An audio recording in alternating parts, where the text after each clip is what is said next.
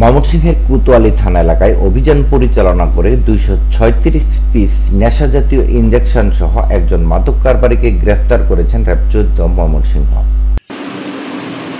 ২৪ April বিকালে গোপন সংবাদের ভিত্তিতে ময়মনসিংহ জেলার কোতোয়ালী থানার আকোয়া গরুর খোয়ার মোড় এর রাসেল টেলিকম দোকানের সামনে পাকা রাস্তার উপর অভিযান পরিচালনা করে তাকে গ্রেফতার করা হয়। গ্রেফতারকৃত আসামি হলেন ময়মনসিংহ জেলার কোতোয়ালী থানার নওমহল নন্দীবাড়ি গ্রামের মৃত দীপক কুমার নন্দী এর পুত্র অমিত কুমার নন্দী। র্যাব ১৪ ময়মনসিংহ প্রেস বিজ্ঞপ্তিতে জানান, ২৪ এপ্রিল বিকালে গোপন সংবাদের ভিত্তিতে ময়মনসিংহ জেলার কোতোয়ালী থানার আকোয়া গরুর খোয়ার মোড়ে অভিযান পরিচালনা করে ২৩৬ পিস নেশাজাতীয় ইনজেকশন সহ মাদক ব্যবসায়ী অমিত কুমার নন্দীকে গ্রেফতার করা হয়।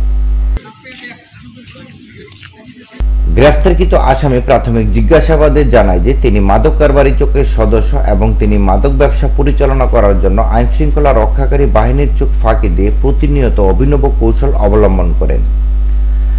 আটককৃত আসামি আরও জানায় যে তিনি বিভিন্ন সময়ে ময়মনসিংহ কোতোয়ালী থানার বিভিন্ন এলাকায় মাদক সেবীদের নিকট নেশাজাতীয় মাদকদ্রব্য হিসেবে বিক্রয় করে যুব সমাজের ক্ষতি সাধন করিয়া আসছে। এ সকল মাদক কারবারিকে আইনের আওতায় এনে মাদকমুক্ত দেশ গড়তে র্যাবের অভিযান অব্যাহত থাকবে।